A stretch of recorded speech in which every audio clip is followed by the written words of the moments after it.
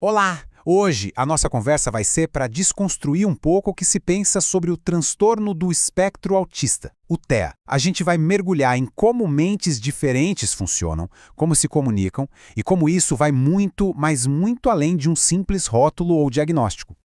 E vamos começar direto por um ponto que é fundamental repensar. O que significa de verdade o tal do espectro autista? Sabe aquela imagem de uma linha reta que vai do leve ao severo?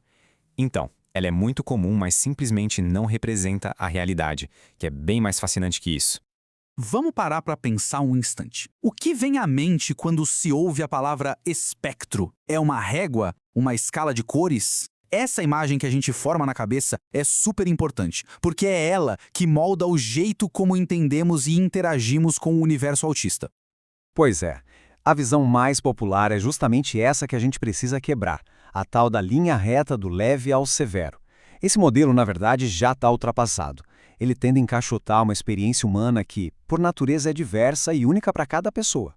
A visão atual se parece muito mais com este gráfico aqui. Em vez de uma linha, imagine um painel de controle, com vários botões diferentes. Comunicação, percepção, talentos, cada um é independente. Alguém pode ter uma habilidade incrível numa área e, ao mesmo tempo, enfrentar desafios enormes em outra. Simplesmente não dá para falar num tipo único de autismo. Ok, se não é uma linha, como é que o diagnóstico funciona na prática, então?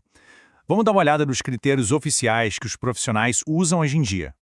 Basicamente, o diagnóstico se baseia em desafios que são observados em duas grandes áreas. A primeira tem a ver com comunicação e interação social. Já a segunda está ligada a padrões de comportamento, interesses ou atividades que são mais restritos e repetitivos.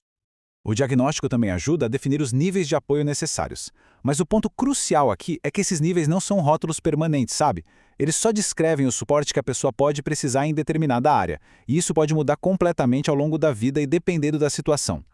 Para a gente entender de verdade o autismo, não basta olhar o que se vê por fora. É preciso explorar as bases cognitivas. A melhor analogia que existe é pensar num cérebro com um sistema operacional diferente. E atenção, não é um sistema com defeito, é só diferente.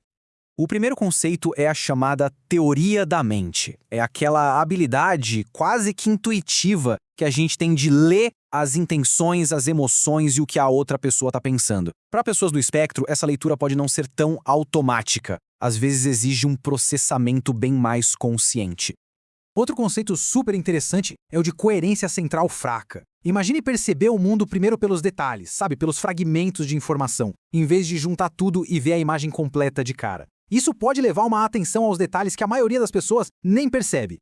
Essa ideia fica perfeita com essa metáfora clássica. Enquanto uma pessoa neurotípica olha e vê a floresta, uma pessoa autista pode ver cada árvore, uma por uma, com uma clareza impressionante. Cada folha, a textura do tronco, é só um jeito diferente de processar o mundo, focado nas partes e não no todo. E por último, temos as funções executivas. Pense nelas como o gerente de projetos do nosso cérebro. São elas que ajudam a gente a planejar, a se organizar, a se adaptar quando algo muda. Para pessoas no espectro, gerenciar tudo isso pode exigir um esforço muito, muito maior. Agora, vamos ver como esse sistema operacional diferente aparece na prática, na linguagem e na comunicação. É aqui que toda essa teoria se conecta com o nosso dia a dia. Pense numa expressão comum, como esta. Para muita gente, o significado figurado é instantâneo. A gente já entende que é sobre alguém que é frio, que não tem sentimentos. Mas e se a linguagem for processada de uma forma mais literal? O que acontece? A pessoa tem um órgão feito de rocha dentro do peito? Isso mostra bem uma característica comum no autismo, a interpretação da linguagem pelo seu significado direto. E isso pode transformar metáforas e ironias num baita quebra-cabeça. Essa literalidade é só uma das peças. Outras características podem aparecer, como a ecolalia, que é o ato de repetir frases ou uma melodia diferente na fala, uma entonação particular, ou até a dificuldade de sincronizar o que é dito com gestos e expressões do rosto. E é super importante a gente falar sobre a comunicação que não é falada. Estima-se que algo entre 15% e 20% das pessoas autistas sejam não verbais, ou seja, não usam a fala como a principal forma de se comunicar. Mas, e este mas é fundamental, ser não verbal não significa de jeito nenhum ser não comunicativo. A comunicação só acontece por outros caminhos. por imagens, por gestos, com a ajuda da tecnologia. A ausência de fala nunca pode ser confundida com a ausência de pensamento, de sentimento ou do desejo de se conectar. Tá, e o que a gente faz com tudo isso? Como é que isso se transforma em ambientes mais inclusivos? O objetivo nunca é forçar alguém a caber num molde, mas sim construir uma ponte de entendimento com a adaptação dos dois lados. A inclusão de verdade pede uma mudança de perspectiva.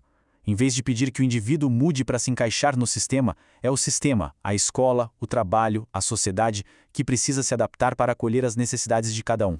Na escola, por exemplo, essa adaptação vira algo concreto chamado Plano Educacional Individualizado, o PEI. E ele é muito mais que um papel. É um compromisso, um trabalho em equipe para construir um caminho de aprendizado que respeite tanto as necessidades quanto os talentos de cada aluno. E na prática, esse apoio pode vir de coisas simples, mas que fazem uma diferença enorme. Usar uma linguagem clara, direta, dividir uma tarefa grande em passos menores, criar rotinas previsíveis, usar muitos recursos visuais e talvez o mais legal, usar os interesses especiais da pessoa como uma porta de entrada para aprender e para se conectar. Isso tudo nos deixa com uma reflexão final. A inclusão genuína não beneficia só a pessoa autista. Ela, na verdade, nos desafia a ampliar a nossa própria compreensão de como mentes diferentes podem se conectar, se comunicar e contribuir. E nesse processo, todo mundo sai ganhando.